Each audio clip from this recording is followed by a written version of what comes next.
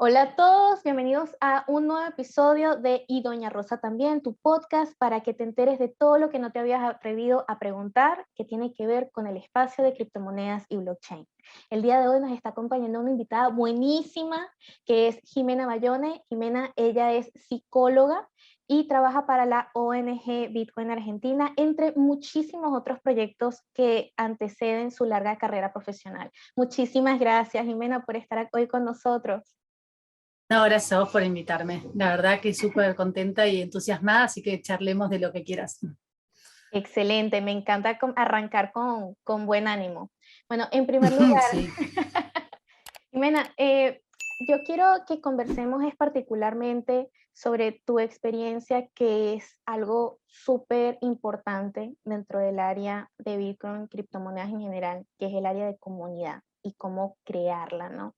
Así que en primer lugar, súper interesante tu carrera y me gustaría comenzar aclarando a qué se dedica una psicóloga especialista en proyectos de impacto social y cómo tu experiencia te lleva a trabajar con Bitcoin. Bueno, siempre trabajé en el ámbito social comunitario, o sea, nunca ejercí como psicóloga clínica, siempre trabajé en proyectos con impacto social. Lo que buscamos principalmente los psicólogos que trabajamos en esos proyectos es que tengan un impacto positivo en la comunidad, buscar proyectos o diferentes actividades, acciones que se terminan englobando en un proyecto mayor que tiene un objetivo puntual de generar un efecto positivo. Y para mejorar de esta manera la calidad de vida de las personas, que está, es tanto, si yo quiero trabajar la salud mental de las personas, lo que voy a también buscar es que tengan una mejor calidad de vida y que tengan un bienestar cotidiano. Eh, Fui pasando por diferentes proyectos, por diferentes comunidades, trabajando con poblaciones vulnerables de diferentes maneras, no sé, vulnerabilidad económica, vulnerabilidad social, vulnerabilidad de género, ambiental. Realmente pasé por diferentes áreas, trabajando en gobierno, trabajando en sector privado y trabajando en el tercer sector. Me invitaron a formar parte del equipo de la ONG Bitcoin Argentina y me sorprendió poder ver cómo algo que yo lo vivía como tecnológico y alejado de lo que era mi cotidianidad, podía humanizarlo, podía ver como la parte más humana que tenían atrás las tecnologías y cómo la tecnología podía ser una herramienta para colaborar como innovación en un proyecto social. Y así fui como fui adentrándome, quizás no relacionado siempre con Bitcoin, sino más con la blockchain, de repente también hablar más de las criptos, y empezar a ver cómo toda la parte cultural que tiene este ecosistema y la parte filosófica. Cuando hablamos de libertad, cuando hablamos de descentralización, cuando hablamos de trazabilidad, porque estos proyectos generalmente tienen donaciones, tienen gente que aporta, para que las comunidades empiezan a formarse y empiecen a generar diferentes proyectos. Y eso también, si nosotros utilizamos blockchain y podemos hacer trazable las donaciones, tienen otro impacto y empezamos a generar también sinergia entre la comunidad y quien quiere ver esa comunidad cambiando. Y también nos empezó a pasar con diferentes proyectos que fuimos teniendo a lo largo en la ONG, que después si querés te cuento un poco de qué se trata. Los diferentes proyectos, utilizamos blockchain para visibilizar acciones que tengan, por ejemplo, mujeres en una comunidad. Hay un proyecto muy lindo que se llama Proyecto Cambalache, en donde son un grupo de mujeres en un comedor. Ellas trabajan de manera voluntaria, pero viven cerca del comedor y dan de comer a los diferentes niños y familias que se van acercando. Y a partir de una app y un desarrollo sobre blockchain, hay donaciones que se hacen en ese comedor y estas mujeres empiezan a escanear un QR cada vez que ingresan al comedor, y eso se traduce y se tokeniza y se traducen en horas que ellas dedicaron, y lo pueden canjear por puntos en un comercio que está adherido en el proyecto.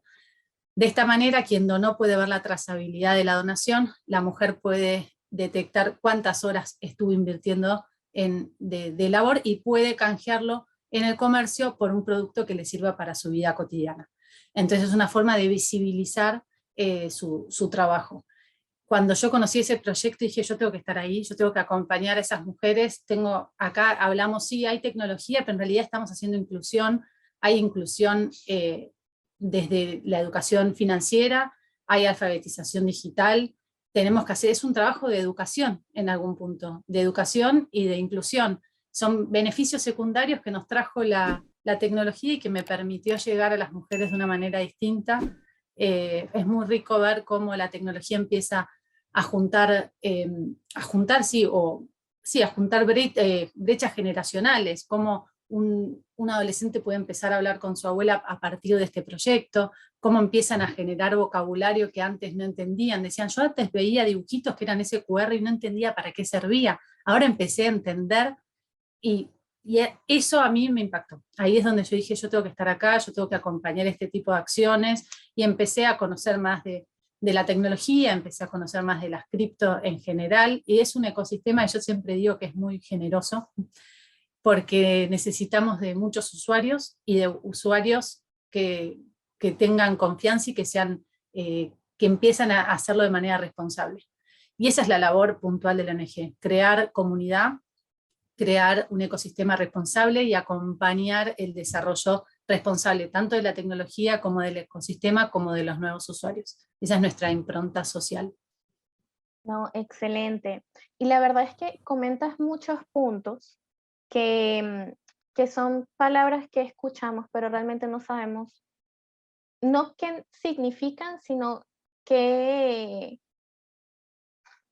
qué realmente hay detrás de poder crear comunidad. Porque algo que a mí personalmente siempre me ha interesado es cuando ya se comienza a hablar sobre lo que son las culturas, ¿no? La cultura Bitcoiner, la cultura de Ethereum.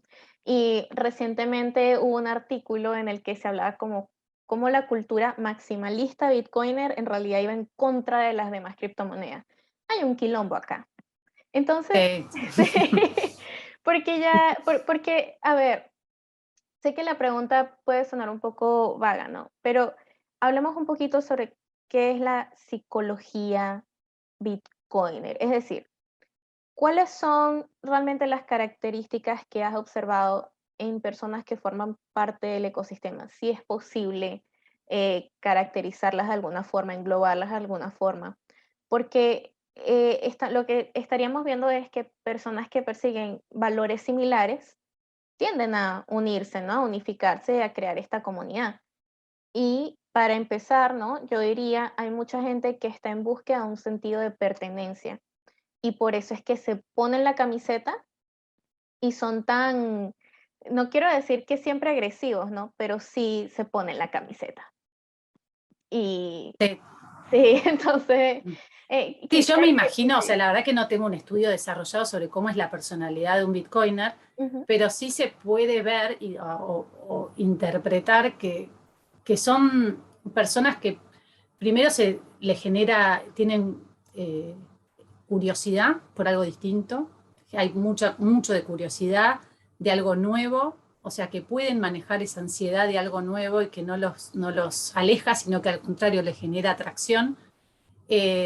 Son personas arriesgadas, se arriesgan porque van a estar presentes con mucha volatilidad y demás, y ese riesgo no lo puede asumir cualquiera. Y ahí se diferencia mucho de quien elige quizás una economía más tradicional, o la que estamos acostumbrados. Yo ya no sé si es tradicional o es la que nos impusieron, pero, pero sí, me imagino son personas curiosas, arriesgadas, y también que les gusta estar un poco como al costado del sistema, ¿no? Esto de la descentralización dice, bueno, yo no quiero que alguien me diga lo que tengo que hacer o cómo, yo lo voy a hacer a mi manera, quiero investigarlo yo, son personas mucho más autodidactas, y sí, se genera una comunidad puntual, y cuando se habla de cultura, comunidad es cuando manejan un código común, un valor común, y terminan viviendo de esa manera.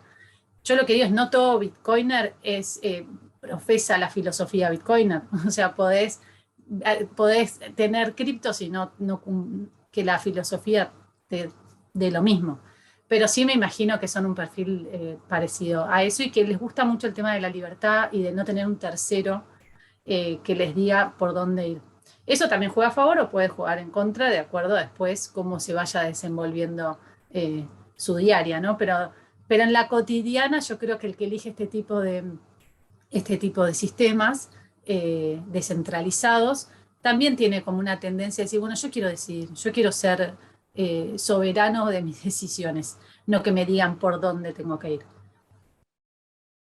Claro, eso ya es la filosofía como tal. Entonces, si yo estoy de acuerdo con esa filosofía o si yo encajo, mejor dicho, en esa filosofía, me voy a sentir atraída a formar parte de esta comunidad.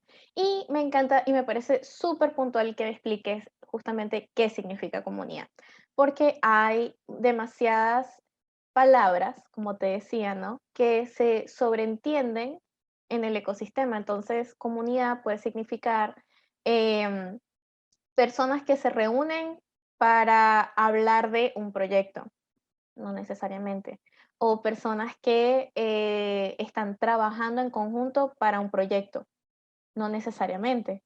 Es decir, ¿cómo realmente podemos definir comunidad y si podrías dar un ejemplo puntual de cómo se ve esto aplicado, por ejemplo, a Bitcoin o cualquier proyecto de criptomoneda? Sí, en este caso, comunidad representa un conjunto de personas que comparten una actividad común. Comparten una actividad común y viven en función también de esas actividades. Yo no creo que se genere o sea, porque también está atravesado por personas individuales como por instituciones. En la comunidad formamos parte de organizaciones de la sociedad civil, empresas, parte del Estado también puede formar parte o no, pero la comunidad son este grupo de personas que comparten un código y que tienden hacia un mismo lugar. Eh, yo lo que creo es que para poder sentirse identificado y demás, sí me parece que hoy tienen una forma de comunicarse y que están utilizando también mucho en las redes, y que estos últimos 2 años con la pandemia mediante y demás, el ecosistema y la comunidad creció mucho porque empezaron a encontrar que su canal de comunicación estaba mucho más habilitado. Todo juntarse en los canales en Twitter o por diferentes redes, obtener sus distintos canales en Discord y demás, empezó a generar que más gente empiece a encontrar a alguien con quien compartir su día a día. Entonces, por eso para mí también tuvo un crecimiento muy exponencial en los últimos años. Claro, bueno, justamente con la globalización, como ya lo hemos experimentado, cada vez es más común poder encontrar justamente grupos de personas que piensan igual que uno. Y también hablando sobre lo que es la parte de redes sociales, vamos a tocar un tema que es algo bastante reciente, ¿no? Para la ONG, que es que uno de los últimos avances justamente fue la denuncia a Generación Soy, que justo ahora se enfrenta a lo que es una sospecha de estafa con criptomonedas, ¿no? Existe una gran tendencia de, yo diría, humillación, ¿no? Se utilizan palabras fuertes, se utiliza hay una tensión, ¿no? Alrededor de el hecho de admitir que caíste en una estafa. Yo quisiera que desde tu experiencia, ¿no? Trabajando ya con lo que es impacto social, pudieses explicarnos cómo impacta el discurso negativo o digamos, el prejuicio, ¿no? En la adopción tecnológica y por qué se usa tanto, especialmente en redes sociales. Sí, yo respecto a las denuncias o empezar a poner sobre la mesa sobre la mesa las diferentes estafas que van sucediendo, yo creo que hay una tendencia a la gente a prestar más atención cuando hay algo negativo. ¿Por qué? Porque hay un instinto de supervivencia que tenemos las personas en general, de que te llama más la atención lo que es negativo, lo que da miedo.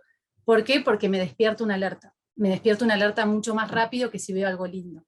Entonces me despierto una alerta y digo, va, tengo que estar alerta, entonces puedo evitar, tengo que tomar cartas sobre el asunto. Entonces yo creo que se te termina utilizando la negatividad por ese lado.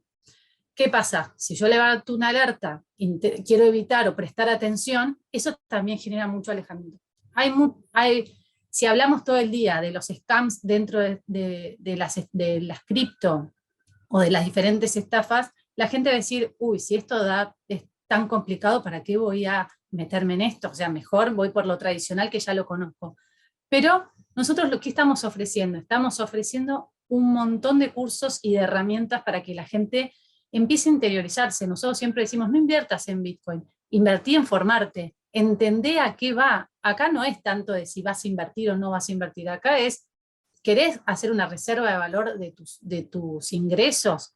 ¿Querés conocer medios de hacer transferencias mucho más ágiles? Va más por un lado anterior, por eso nuestro foco es en la educación financiera, en que las personas conozcan dónde pueden, de qué manera, qué plataformas son más amigables, que conozcan si la plataforma o el diferente exchange o quien les haya propuesto alguna alternativa, si está registrado, si no está registrado, es muy importante la información. Entonces, sí nos da miedo o nos genera preocupación que las personas se alejen por ver este tipo de denuncias o este tipo de acciones, pero en realidad es nuestra responsabilidad hacerlo. Y no podemos no estar generando ese tipo de alertas. Y después es nuestra responsabilidad ofrecerle a las personas herramientas para formarse.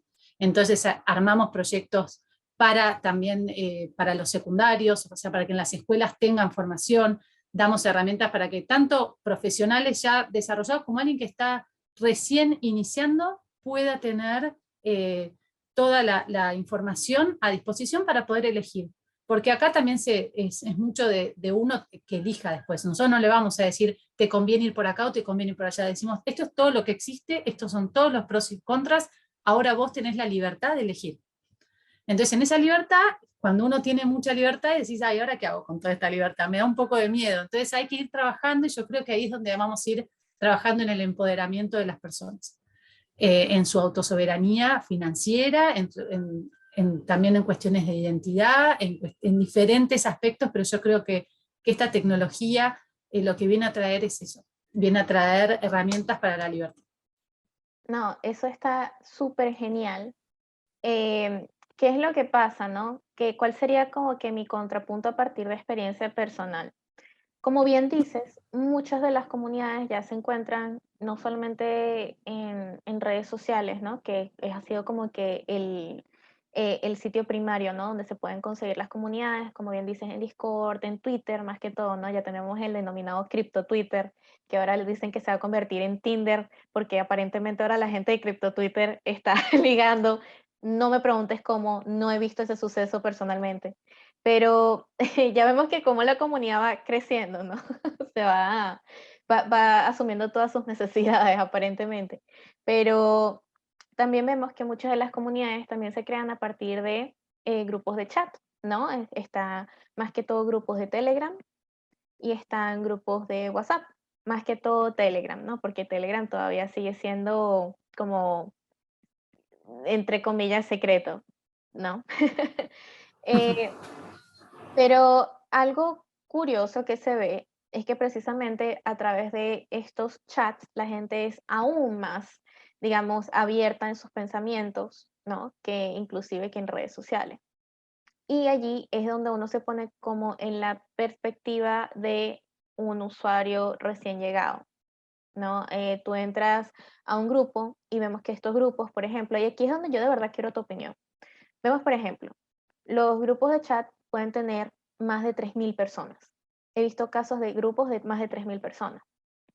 De estas 3.000 personas, en un solo grupito, o sea, de esos que te llegan esas constantes notificaciones, no sé a ti, a mí me da ansiedad ver la cantidad de mensajes sin parar y nunca puedes leerlos todos.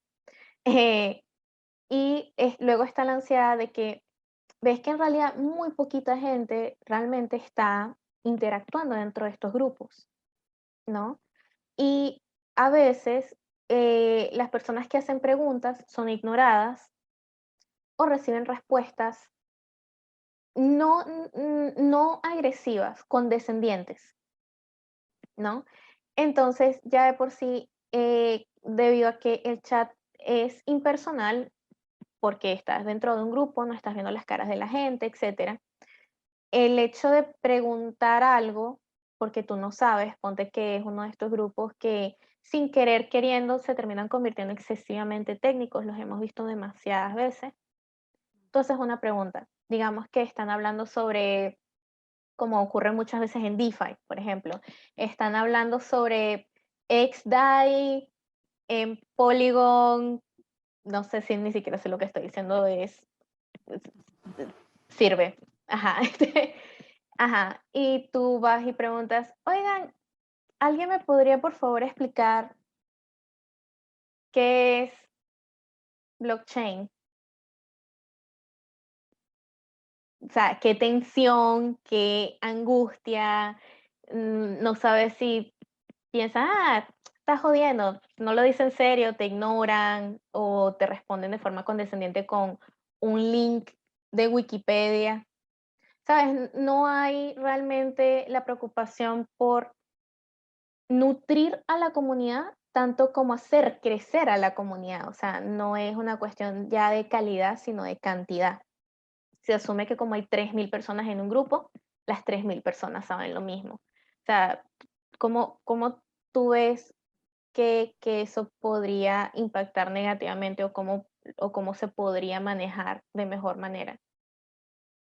Creo que los grupos siempre tienen esa despersonalización, o sea, siempre empezaron, deben haber empezado con un grupo reducido de personas que realmente podían generar un intercambio y cuando se hace tan masivo, si alguien es muy nuevo, yo creo que es muy difícil manejar la ansiedad o la decepción que te genera que alguien no te responda y quizás eso termina alejándolo de generar diferentes acciones, ¿no? Eso genera mucho.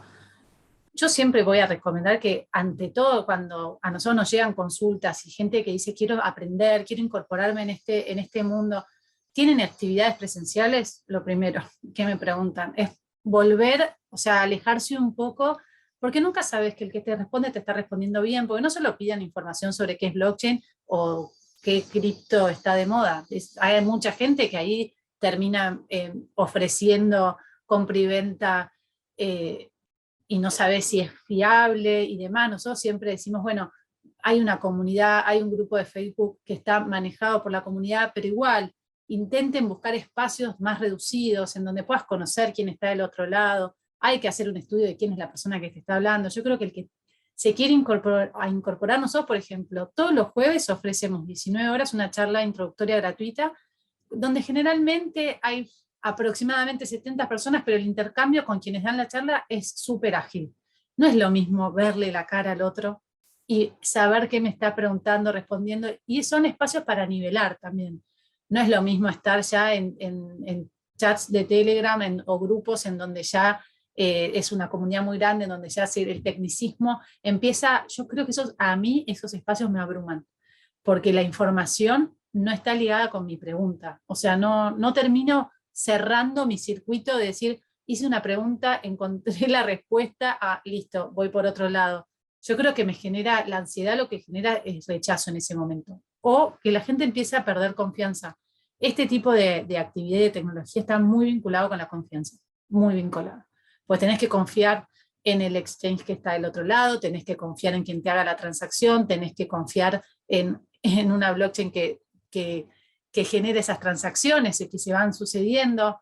Entonces yo creo que uno, para poder confiar, uno tiene que estar seguro de qué es lo que pregunta, dónde lo pregunta, hacia dónde pregunta. Es como hay que hacer mucho trabajo personal desde ese lado. Yo soy una persona, venía como de una estructura mucho más tradicional y esto me generó como diciendo, yo puedo incorporarme en este ecosistema, puedo tener mis propias cripto, o sea, y me generaba, dije, no me creía capaz, no me creía confiada, pero sí, lo que hacía era, pregunto 50.000 veces lo mismo a diferentes personas para buscar que me coincidan todas las respuestas para poder animarme a tomar una decisión o ir por un lado o por otro. Yo creo que los grupos deberían ser un poquito más reducidos o por lo menos tener como una forma de nivelar para que la gente pueda sentirse con un par. Porque si vos te sentís que no estás con un par, o sea, que estoy dando lección o que alguien me va a educar de una manera. Por eso me parece que están buenos grupos un poco más chicos, quizás buscar algo presencial, buscar si dentro de donde uno vive conoce a alguien que esté metido, pero siempre preguntar a más de 2 o 3 personas y que sean de grupitos distintos como para sacar las propias conclusiones. No, claro, bueno, me encanta que hables sobre, sobre también crecimiento personal. Este, no, pero va, te preguntaba era porque, claro, existen digamos, vamos a englobarlo en dos vertientes, ¿no? Están los que crean comunidad, ¿no? Y están los que forman parte de estas comunidades. Y cada uno tiene dos sets de problemas distintos.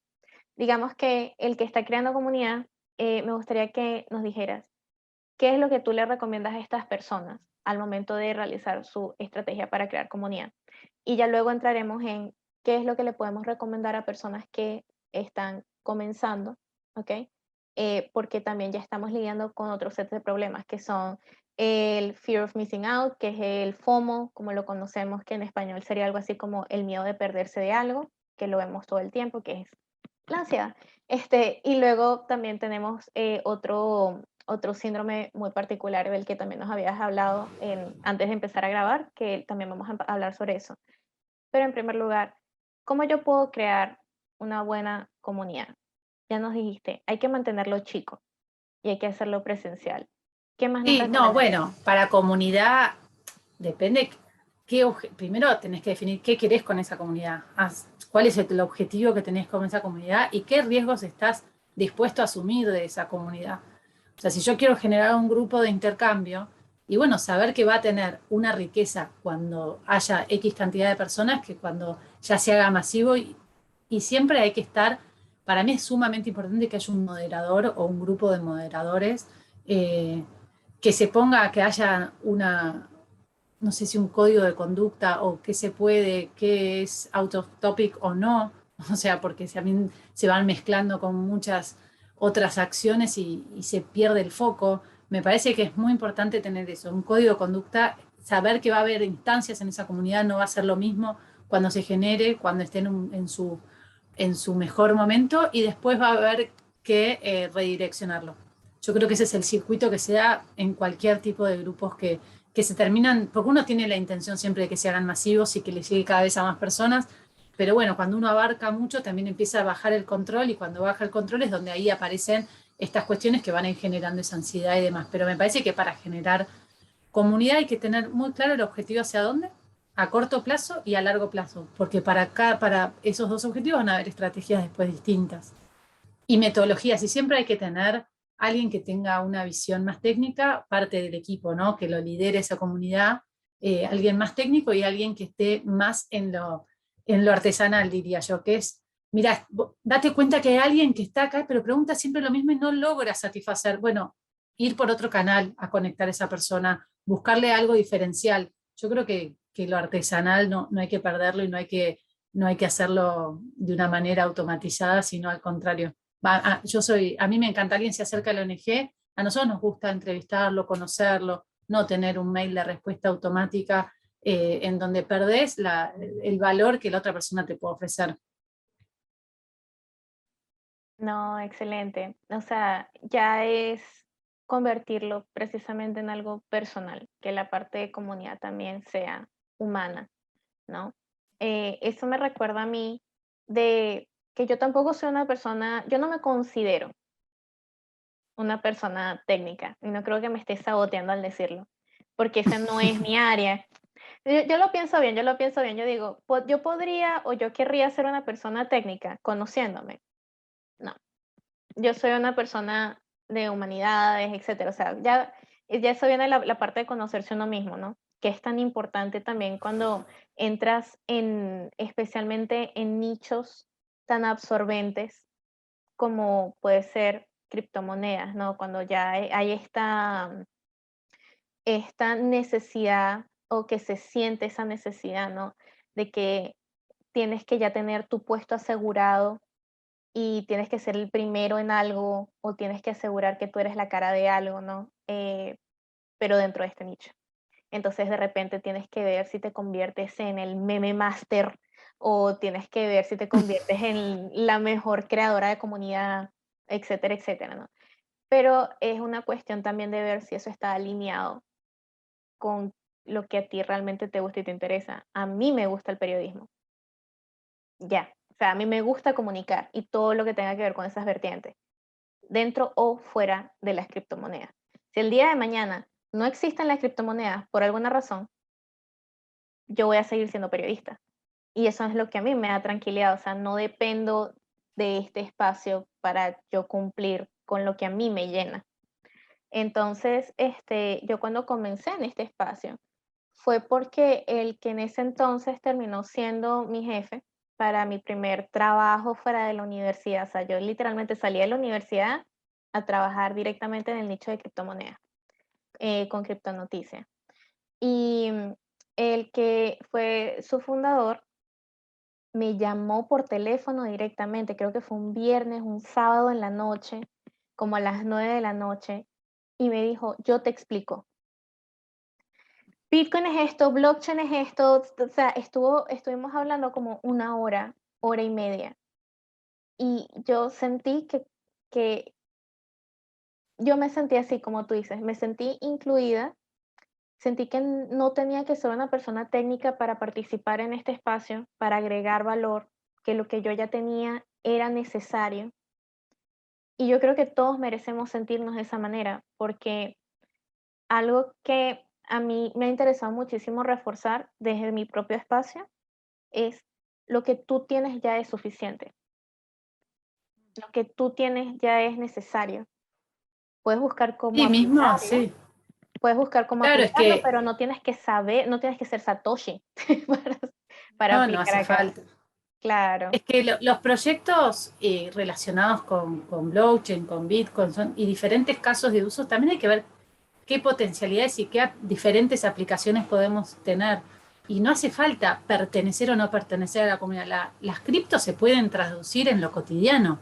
Yo puedo administrar o pagar cosas en cripto o ahorrar en cripto y no necesariamente tengo que formar o no parte de la comunidad. O sea, lo más importante es poder llevarlo a lo cotidiano y después el que tenga cierto expertise por generar mayor comunidad o por pertenecer o por después son diferentes niveles. A mí sí me gusta cuando estoy en algún lado, o sea, vivirlo todo como de una manera personal y apasionada. O sea, yo lo que hago lo voy a hacer y le voy a poner toda la energía y por eso me gusta estudiar el tema, me gusta charlar con diferentes personas que me cuentan qué les gustó, qué no les gustó. Y hay algo que hay que tener en cuenta puntualmente con estas temáticas, es que siempre la información que tenemos es vieja, o sea, siempre va a ser vieja, o sea, hay que estar actualizándose mucho, entonces eso tampoco hay que sentirse frustrado con eso, porque realmente los descubrimientos y las innovaciones que hay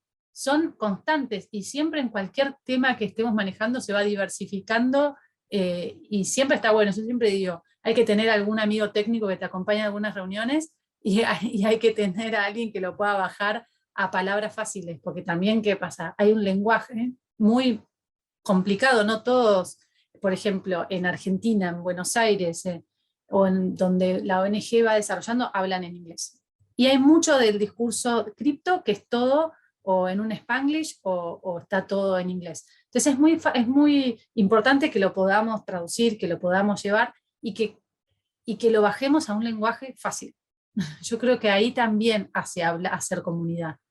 Vos la comunidad la vas a diferenciar con cómo lo comunicas, con cómo lo transmitís. Entonces es importante que del otro lado te digan, ¿lo entendiste? Sí o no. O sea, no hay mucha más vuelta. A mí esa parte es donde me gusta estar, en donde cómo hacer que algo que parece difícil lo podemos llevar a lo cotidiano. Y me parece que esa es también parte de la misión de generar comunidad, hacerlo accesible, pero no accesible a, mirá, te enseño a usar tal cosa, no, hacerlo accesible es, ¿lo entendiste? ¿Pudiste incorporarlo a tu diaria y llevarlo a comunidades que quizás estaban mucho más alejadas o que ni siquiera les llegó de la educación financiera tradicional? Entonces es doblemente difícil, en donde quizás estamos hablando con comunidades que no tienen ni siquiera acceso a Internet. Y algo para poder hablar de estas tecnologías es tenés que tener Internet, tenés que tener un smart contract, escúchame a mí, un teléfono, un no, smartphone, técnicamente. porque técnicamente, claro, perdón. Pero es importante tener en cuenta eso, o sea, cuando hablamos de estas temáticas y cuál es lo que a uno, qué le puede dejar a uno, yo quiero dejar eso, como hacer algo que parece difícil en algo un poco más fácil. Y de esa manera lograr inclusión. y de esa manera vas a generar comunidad, y de esa manera lo que hacemos es incluir y hacer accesible a todas las personas este tipo de tecnologías que, nada, son, nos terminan apasionando porque no te dejan otra. Yo siempre digo, una vez que conoces, no, o sea, no puedes dar media vuelta a irte.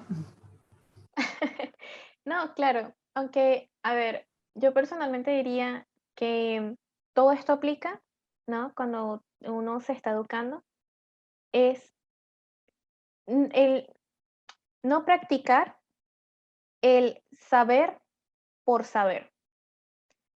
Es practicar el saber para con un objetivo en mente. O sea, tú te estás formando con un objetivo en mente, porque es lo mismo que hacer ejercicio. Tú nunca has hecho ejercicio, nunca te ha interesado hacer ejercicio. Tu profesor de educación física era el típico gordito que tú nunca veías realmente haciendo ejercicio. Entonces, realmente no estás rodeado de personas que hagan ejercicio. Y un día te das cuenta de que no te gusta cómo te ves en el espejo y quieres hacer ejercicio. Si nada más vas a hacer ejercicio, porque un día se te ocurrió que no te gustaba cómo te veías en el espejo, y eso no es suficiente porque no tienes ninguna otra herramienta más allá del descontento que sentiste un día, pero no tienes la disciplina, no tienes las herramientas para construirte esa disciplina, no tienes una rutina, no se te ha pasado por la cabeza cambiar tu dieta, etcétera, etcétera, etcétera. Realmente no vas a hacer ejercicio, 99.99%, porque esa es la conducta humana, uno se aburre, ¿ok? Tú necesitas constantemente dopamina para poder mantenerte interesado en algo. Si tú no tienes esas herramientas, tú no vas a seguir. Entonces yo puedo querer aprender sobre criptomonedas porque, no sé, el chabón que me gusta me habló de criptomonedas, ponte. Cosa que nunca va a pasar, chicos, nunca va a pasar, no hagan eso. No le hablen a sus citas sobre criptomonedas, por favor, no la asusten. Eh, no, pero hablando en serio. Y chicas, no lo hagan tampoco, no nos van a entender.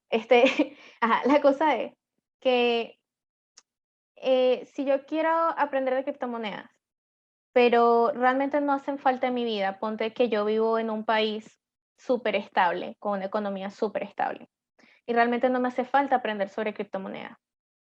Yo puedo leer al respecto y ya, no son necesarias en mi vida. El sustento que yo tengo me ayuda a poder planificar el resto de mi vida. Yo no necesito ahorros en criptomonedas o inversiones en criptomonedas. Las criptomonedas no me quitan ni me añaden nada realmente porque justo ahora no impactan en mi vida. Así de sencillo. Está bien.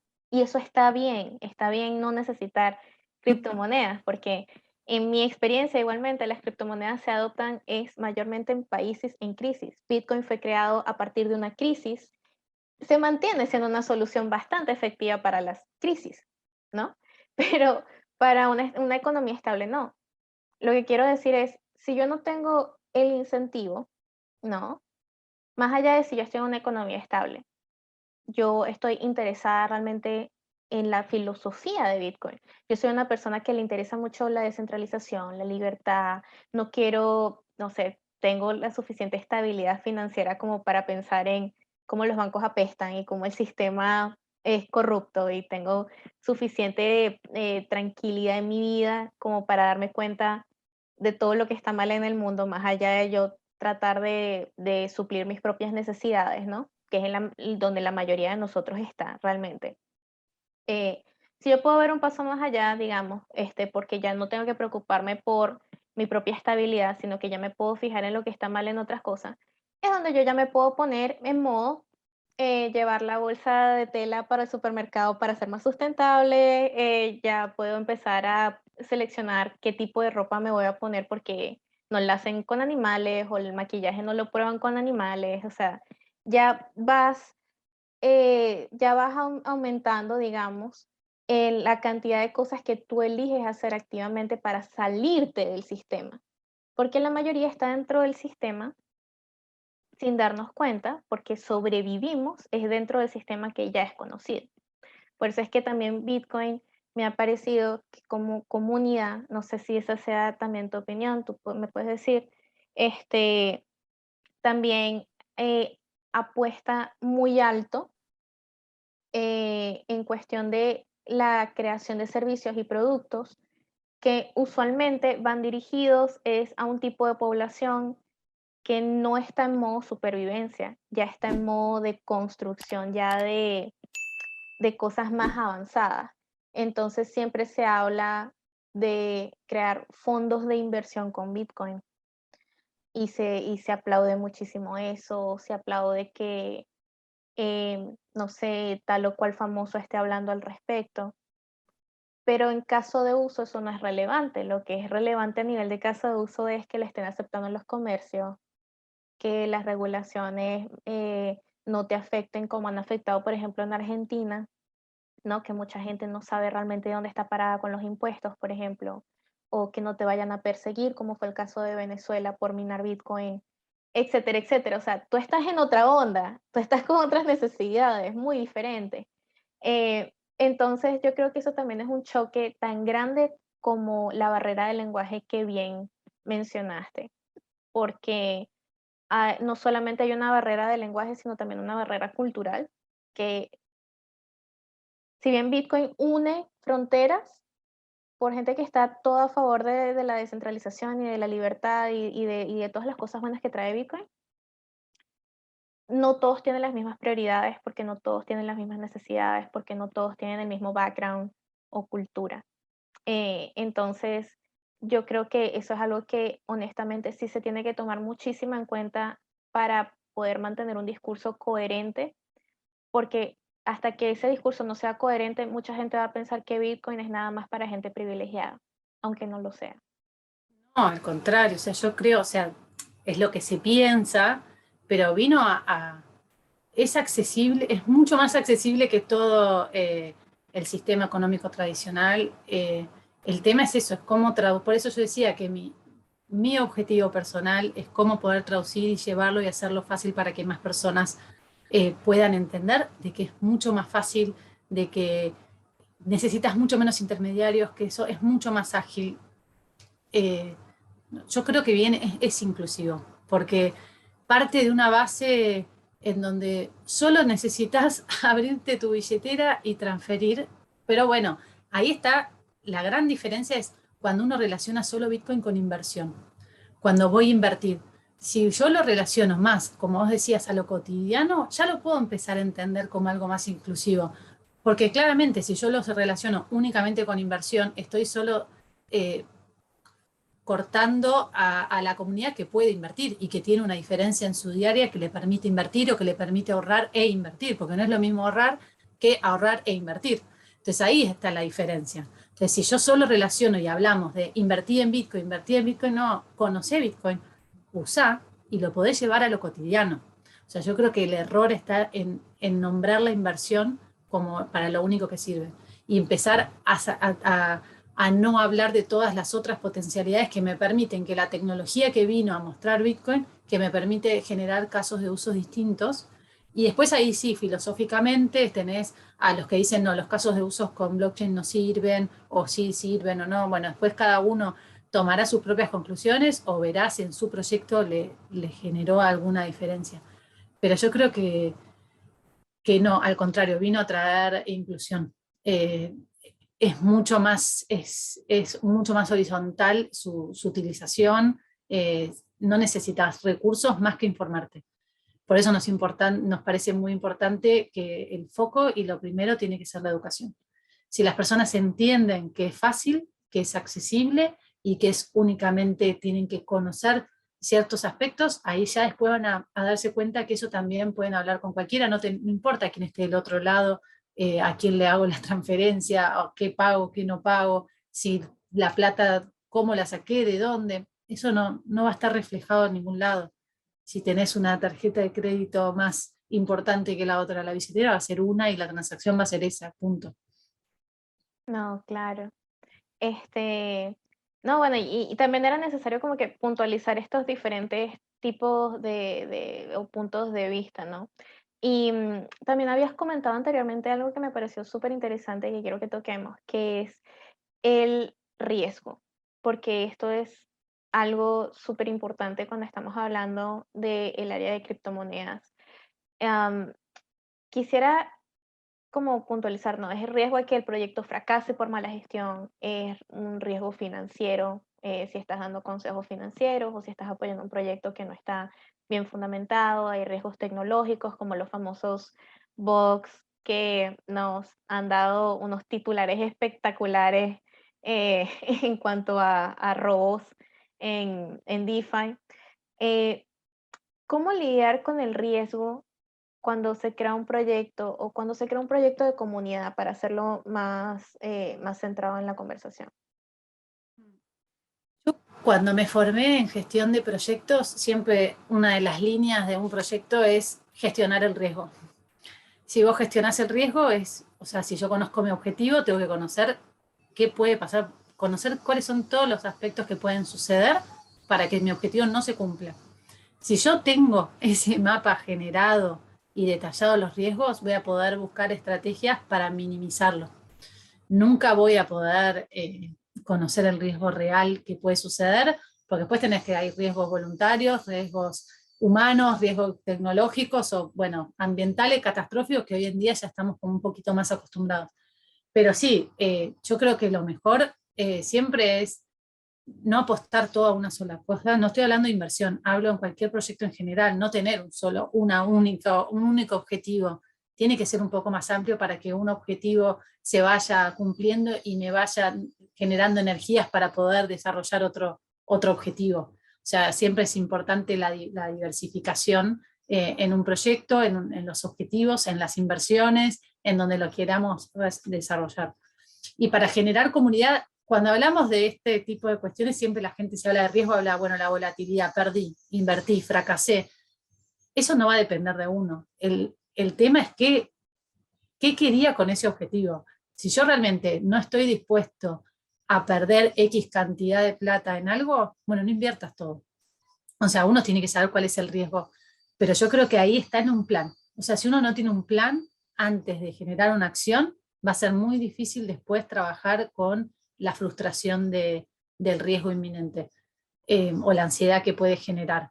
Para mí es, si yo voy a invertir, hay que tener un plan. Si yo voy a generar un proyecto, hay que tener un plan. Si yo voy a generar comunidad, voy a tener que tener un plan. Y ese plan tiene que incluir un objetivo general con sus objetivos específicos claros y cuáles son los riesgos que me pueden aparecer. Y para esos riesgos, identificar qué tipo de estrategias me lo mitigan y de qué manera poder avanzar. Y lo que siempre, cuando gestiona proyectos o los que gestionamos proyectos, siempre está bueno a partir de X cantidad de tiempo hacer una evaluación de cómo se viene, para ver si uno está como poniendo un pulmotor demasiado en algunos aspectos o en otros. Pero sí, es difícil. Este tipo de ecosistema también genera mucho riesgo porque es muy cambiante, no solo por la volatilidad del Bitcoin, sino porque hay una tecnología superadora, entonces parece que todo lo que uno desarrolló empieza a caducar y no es eso. Yo siempre digo, si uno tiene bases sólidas, eso todo tiene que tener la flexibilidad de poder generar un cambio. Entonces yo creo que también un factor importante es trabajar la flexibilidad, porque si uno es flexible significa que puede empezar a adaptarse y empezar a generar, y sí, cuando uno tiene proyectos o está en una comunidad, no tener solo un perfil de personas, o sea, que no sea solo alguien técnico o alguien humano o alguien más orientado al marketing. La diversidad también va a nutrir esa flexibilidad, porque cada uno le va a poder dar su impronta y cuando uno tiene más fuerza, el otro va a poder acompañar. Claro, entonces por lo que, o sea, quisiera como que hiciéramos este resumen que me parece súper genial, ¿no? De puntos que las personas que deseen crear comunidad deben tomar en cuenta. O sea, la primera que resalta es que no crees la comunidad tú solo, sino que también busca que haya moderadores que pertenezcan a diferentes áreas, porque estos moderadores son los que van a ir respondiendo las preguntas de la comunidad. Siempre, otro punto que habías comentado que me parece también genial es el mantener la cercanía, esto es que todos los moderadores respondan preguntas de forma personal o inmediata también, directamente a las preguntas puntuales que se van haciendo, dependiendo de la experticia o lo que maneje cada uno. También habías mencionado mantener un lenguaje poco técnico para que la gente lo pueda implementar más rápidamente a su propia educación, que utilicen esa información en su vida diaria. Em, También nos habías comentado el enseñar cosas que se puedan aplicar a la vida diaria, no enfocarlo todo directamente en el uso de servicios. Usa esta wallet, ¿cómo? Claro. ¿Cómo así que perdiste las 12 palabras? No sabía para qué servían las 12 palabras. La aplicación me dijo que las escribiera, no entendí por qué, nada de esto sirve, me voy a mi casa. Ajá, Sí, ¿qué y yo otros tips? agregaría, si armo una comunidad y estoy invitando gente, tener un registro de quiénes son esas personas que van incorporando, no registro por hacerles un seguimiento, sino un seguimiento motivacional. O sea, cómo está esa persona, si estamos cumpliendo o no con las expectativas de lo que esperaba, qué necesita. Yo creo que todo el tiempo estar escuchando la temperatura de cómo, como la experiencia del usuario en otros aspectos, ¿no? Hay que conocerla constantemente. Yo haría como cortes en momentos del proyecto en donde podamos evaluar si las personas realmente están entendiendo lo que uno quiere transmitir o si tienen otra necesidad, porque quizás uno los convoca a una comunidad y tenía otro objetivo u otra expectativa el que la persona que se incorporó. Entonces ahí hay que ver que quizás no es que está fallando mi proyecto quizás la persona tiene una expectativa distinta, entonces hay un error de comunicación en ese punto. Eso me Claro. parece importante también. Yo creo que también es muy importante puntualizar algo, ¿no? Porque estamos hablando de cambios de perspectiva también en este caso. Y algo que yo creo que haría muchísima diferencia, no sé si también has visto esto, es, tú no estás haciendo la comunidad para apoyar un proyecto. Tú estás haciendo la comunidad para que el proyecto ayude a la comunidad. Tú no estás haciendo la comunidad por un proyecto, tú estás haciendo la comunidad por la comunidad. Entonces, si bien tú vas a enseñar sobre un proyecto en determinada comunidad, por ejemplo, yo ahorita estoy ayudando, ¿no? A un grupo y me pidieron que yo enseñara un poquito sobre Cardano, por ejemplo. Pero yo no les estoy hablando nada más de ese proyecto, porque tú para entender de ese proyecto, y si tú nunca has estado en el mundo de las criptomonedas, te tengo que primero explicar todos los conceptos básicos, ¿no? No te voy a hablar nada más de ese proyecto, yo te estoy hablando de lo que tú necesitas saber para luego poder decir por ti mismo si te gusta ese proyecto, si te llama la atención ese proyecto. Pero ese es el gran cambio de perspectiva que yo veo que muchos grupos no aplican, sino que justo ahora es crear la comunidad en favor del proyecto. Entonces, si la gente no entiende lo que yo digo, es porque estas personas son desechables em, y necesito es buscar gente más técnica o mejor preparada para que... Pero eso no, pero esos proyectos están buscando seguidores, no están buscando comunidad. Es distinto el objetivo principal. Entonces está mal planteado el objetivo. No es crear comunidad, sino es buscar seguidores para un proyecto que es válido también. Yo no digo que sea malo, pero es un objetivo distinto. Yo creo que es muy importante en cualquier proyecto social, siempre es importante que parte del equipo sea ajeno al equipo. No sé cómo explicarlo. Si yo quiero hacer en alguna quiero buscar, es como querer buscar un proyecto para mujeres y que en el equipo no haya mujeres, no, buscar, o sea, parece como básico, ¿quién lo va a liderar? O sea, quiero buscar un proyecto en un barrio puntual, de bajos recursos, en donde quiero ver cómo implementar blockchain para X solución. Si dentro de la configuración del proyecto vos incorporás a alguna de las personas del barrio, yo te aseguro que ese proyecto va a ser mejor. ¿Por qué? Porque te ayudan a traducirlo, te ayudan a tener la temperatura, a mostrarte qué es lo que el barrio necesita en ese momento. Y lo mismo se puede traducir en una comunidad. Si yo incorporo parte del equipo, alguien que no conozca tanto y que sea el que lleva y trae ese termómetro, me parece que le da mucha más riqueza, porque va a ser terminar siendo como la voz que te va a permitir saber si las personas se están entendiendo, si no, si vamos por ese camino, o empezar, o hay muchas comunidades que terminan teniendo un objetivo y migran a otro gracias a este intercambio con el otro. Creo que ese también es un buen punto para tener una linda comunidad. Excelente. Bueno, ahí lo tienen, ya no hay excusa para no tener excelentes comunidades bien creadas. Aquí les estamos proveyendo una estructura bastante detallada de cómo pueden ustedes mismos comenzar y siempre tomando en cuenta justamente eso que habías dicho, cuáles son realmente los objetivos. Porque Por eso también me parecía tan importante que definiéramos qué es comunidad desde un principio, porque hay una tergiversación del mensaje allí, que estoy muy orgullosa de mí misma por haber dicho tergiversar. Y la Eusebia. Y lo usé bien. No, pero, realmente sí hay un mal manejo del lenguaje allí, que es el decir que se busca crear comunidad, cuando en realidad se están buscando seguidores. Entonces, me pareció súper importante puntualizar eso, porque eso es lo que define cómo tú vas a, realizar tu estructura, ya sea en tu grupo de Telegram, ya sea en tu grupo de Discord, ya sea en Twitter, como tú manejes tus redes, etcétera, porque realmente una es más, ¿cómo lo definiríamos? Si cuando estás buscando seguidores ya es más despersonalizado, porque ya hay gente que ya le gusta tu proyecto y por tanto entra allí para saber más del proyecto directamente. Y en la otra son personas que no necesariamente saben de tu proyecto y que necesitan ser atendidas, digamos, ya de forma más constante, de forma más personalizada, porque te están buscando a ti para que tú les enseñes. Entonces ya es un tipo de responsabilidad muy diferente. Tú ya no estás hablando en nombre de un proyecto, tú estás hablando ya en nombre de la comunidad. Y Eh, ahí agrego algo, también hay que tener la generosidad de saber que bueno, uno va a ofrecer un saber, va a acompañar una comunidad, pero a veces va a terminar tomando fuerza la comunidad en sí misma. Entonces ahí tener como la humildad y la generosidad de poder dejar de hablar de la comunidad de uno, sino de hablar la comunidad de todos. Yo creo que ese paso también es re importante de quien tiene el proyecto, de saber que va a haber algún punto en donde el proyecto deja de pertenecerle a uno para pertenecer a todos, y en eso ahí es donde yo creo que el objetivo está cumplido. pero ya estamos hablando de ego. Y el ego, Por eso, para cerrar, si no, con ego no hay comunidad. con ego no hay comunidad, me parece excelente.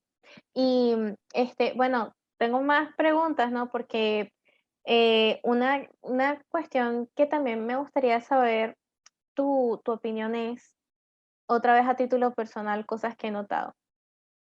Si bien el discurso de Bitcoin y de las criptomonedas en gran parte en general se centra en el bien social, eh, existen pocas iniciativas humanitarias, al menos que sean reconocidas. Está buenísimo, nos mencionaste el proyecto Cambalache, no tenía conocimiento de eso, pero que sean visibles, me refiero, que trabajen con criptomonedas o con blockchain. Vemos muchas personas creando proyectos y dicen que es en nombre de la comunidad, en nombre de la inclusión, pero sus prioridades no ocupan el bienestar social más allá de inclusión de género, impulso de las artes, como ha ocurrido en el caso de los NFTs. No es realmente un fondo de impacto social, ¿no? Y quisiera saber si estás de acuerdo y a qué crees que se debe esto. Eh, yo creo que es cómo se transmite. Desde la ONG intentamos buscar diferentes modos de aplicación para que estos proyectos sucedan. Eh, yo hablo más de proyectos con aplicación de blockchain más que de Bitcoin. Quizás Bitcoin es más cómo te explico cómo funciona, cómo lo podés utilizar, pero los proyectos de casos de uso aplicado son más con la blockchain, no tanto con Bitcoin en sí mismo. Eh, pero sí hay proyectos donde podemos estar a lo largo del país educando con temáticas de DeFi y es sumamente importante e inclusivo. Eso tiene un impacto social y eso es un proyecto vinculado con Bitcoin, con blockchain, pero bueno, en algún punto es educación financiera, es alfabetización digital, pero si no logramos tener una base de alfabetización digital común, va a ser muy difícil que la gente pueda pegar un salto y entender y comprender a dónde van este tipo de tecnologías. Otro tipo de proyectos sobre identidad digital, hay diferentes propuestas. Hay un proyecto muy grande que lideramos que se llama Proyecto DI de Identidad Digital, donde las personas pueden registrar eh, con diferentes certificados, distintas formas de cómo es su identidad, sin necesitar de lo que son las entidades bancarias para poder sacar un crédito, poder tener su propia billetera y poder certificarlo en la blockchain. estas certificaciones, por ejemplo, de que soy buen pagador, de que pagué el alquiler, de que me pidieron plata y la devolví en tiempo y forma con algún microcrédito. Todas son diferentes casos que son muy importantes y con mucho impacto y que tienen todo un desarrollo que se pueden ver los objetivos cumplidos y cómo se sistematiza, y que ahora ese caso de uso puntual se está buscando en diferentes comunidades cómo se puede replicar. Sí va a ir variando. ¿Por qué? Porque las comunidades cambian. Si la comunidad cambia, el proyecto hay que adaptarlo, y eso es lo que va sucediendo también. Y después, ahí sí lo que va sucediendo cuando hay diferentes casos de uso, empieza a alejarse un poco de lo que es la criptomoneda en sí misma. Y después hay mucha gente que habla de criptos y que dice, este es mi proyecto y vení, invertí acá, y hay que tener cuidado cuando uno te dice, vení a mi proyecto, que invertí de esta manera, hay que ver cómo está respaldado, de qué manera, porque a veces se usa el nombre de Bitcoin como si fuese para salvar a todos, y no sucede, y se caen en un montón de estafas, y dentro de la ONG ofrecemos un montón de charlas y una clínica inicial jurídica, para que aquellos que son víctimas de estafas puedan ir y saber de qué manera proceder, y que se sientan contenidos para saber cómo demandar y demás. Pero sí, yo creo que hay proyectos de impacto social, y estamos liderando varios y trabajando muy fuerte en lo que es educación. Excelente. Y bueno, para finalizar de verdad esta conversación súper genial, Jimena, quería, a ver, quería hacer un mini recuento, ¿no? Porque tú actualmente eres profesora adjunta universitaria, ¿no? Y quisiera que me comentaras, hasta el momento en tu experiencia dando clase, ¿has sentido que has reunido implementos o te ha cambiado un poquito la perspectiva al momento de tú misma educar o implementar proyectos para educar sobre criptomonedas? O sea, ¿hay alguna diferencia con lo que has venido haciendo hasta ahora? Soy profesora de una cátedra que es sobre hábitat, psicología del hábitat urbano, o sea, cómo tener como objeto de estudio a las ciudades o a los países, no tanto a la persona física, cómo se generan proyectos. Y sí, lo que veo es que es muy importante en la formación a lo largo de los años, de saber de que lo que uno nos van formando en la universidad lo podés aplicar a diferentes ámbitos. Porque cuando yo estaba dando clases me decían, pero vos trabajás con Bitcoin. No, yo no voy y le enseño a la gente sobre inversiones, sobre criptomonedas. Yo lo que busco es cómo traducir eso en algo cotidiano, en algo fácil, buscar herramientas que sean accesibles, buscar qué le puedo beneficiar a algunas empresas para poder seguir fomentando la comunidad. Y lo que veo es en las alumnas puntualmente, digo alumnas porque justo la última cátedra que estuve eran todas mujeres, ni un varón, ni uno, ni uno.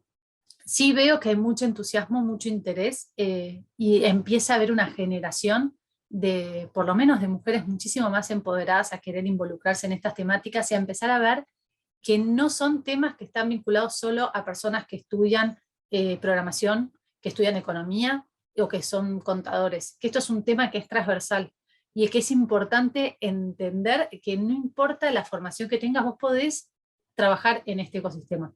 O sea, podés aportar desde tu lugar. Yo soy psicóloga y en el equipo hay filósofos, en el equipo hay economistas, en el equipo sí hay contadores, hay programadores, y también hay personas de publicidad, de informática, de todas las carreras. Es una temática transversal porque en lo cotidiano nos atraviesan todas las disciplinas. Entonces necesitamos que todas las disciplinas estén atravesadas, y la metodología que van teniendo los distintos jóvenes en la universidad ya empiezan a tener una cabeza más de cómo planificar estos riesgos, cómo empezar a ver proyectos de una manera más global e interdisciplinaria, que es lo que creo más importante. La interdisciplinariedad habla también de esta descentralización y de no relacionarlo solo con algunas áreas. Así que desde ese punto es lo que yo veo. No sé si va ahí la pregunta, pero No, no, tienes toda la razón del mundo. Todos tenemos un espacio en construir el futuro y todos tenemos un espacio en el área de criptomonedas y nuestro interés es construir desde este punto en las tecnologías. Así que está súper, súper puntual explicar eso. Y Jimena, ¿qué sigue para ti? ¿No? ¿Cómo ves el desarrollo de proyectos a futuro en este espacio? ¿Cómo te ves tú misma desarrollando en este espacio a futuro? Eh, bueno, yo me veo ahora. A futuro no, yo aprendiendo cada vez más y viendo qué es lo que donde me siento identificada y dónde puedo seguir desarrollándome. Yo siempre digo donde siento que algo me apasiona es donde tengo que estar y en este momento estoy sintiendo eso. Siento que le puedo dejar algo muy importante a la comunidad en general, no solo a la comunidad, sino a la gente en general. Yo era una persona muy tradicional, muy esquematizada, esto me vino a tambalear un poco de cómo era y no me pasó nada. No me pasó nada. Lo único que me pasó es que tengo más herramientas y puedo decidir y puedo elegir. Me veo en esa, me veo buscando cómo transmitir esto que me está sucediendo a más personas para que se animen, pero no es que se animen a invertir, que se animen a entender de que esto puede ser parte de una cotidianidad y que es importante. Yo creo que en un par de años vamos a decir, no vamos a decir, ¿qué es blockchain? Ya la gente ni siquiera se va a preguntar, ya va a estar como parte de Internet. Uno no está todo el día preguntando cómo funciona Internet. ¿Por qué hoy todo el mundo pregunta cómo funciona blockchain? Va a llegar un momento que solo necesitamos saber para qué me sirve. ¿Para qué me sirve? Después va a haber otras personas que se van a ocupar de cómo se usa. Pero me parece que mi objetivo va a estar cumplido cuando todas las personas puedan tener acceso y que puedan elegir. Eso es hacia donde vamos, de manera responsable, porque así como crece el ecosistema, crecen un montón de estafas y nos preocupa y tenemos ganas de que este ecosistema muestre todo su potencial de manera saludable. Y ese es el objetivo que quiero acompañar. Perfecto. Ay, no, de verdad, muchísimas gracias, Jimena, por esta conversación. De verdad, me encanta todo lo que nos has tenido para enseñar hoy. Y bueno, ya saben, chicos, dónde te podemos conseguir, cuáles son las redes de la ONG, para que las personas que estén escuchando ahorita el episodio vayan directamente allá a informarse y educarse un poco más. Somos la ONG Bitcoin Argentina y nos encuentran en @bitcoinar. Así que nos siguen o en Twitter o en Instagram, pueden seguirnos en LinkedIn también. Y tenemos una propuesta súper amplia de actividades, tanto encuentros presenciales como virtuales, diferentes proyectos, una propuesta para asociarse a la ONG, una propuesta para ser voluntario de la ONG. Y lo que queremos es, si alguno tiene una iniciativa o algún interés puntual, no duden en acercarlo. Intentamos entre todos resolver dudas o acompañar proyectos, así que nada, a disposición en lo personal y en lo profesional para acompañar a quien quiera. Excelente, muchísimas gracias de nuevo, Jimena. Un placer tenerte hoy en el podcast. No, gracias a vos.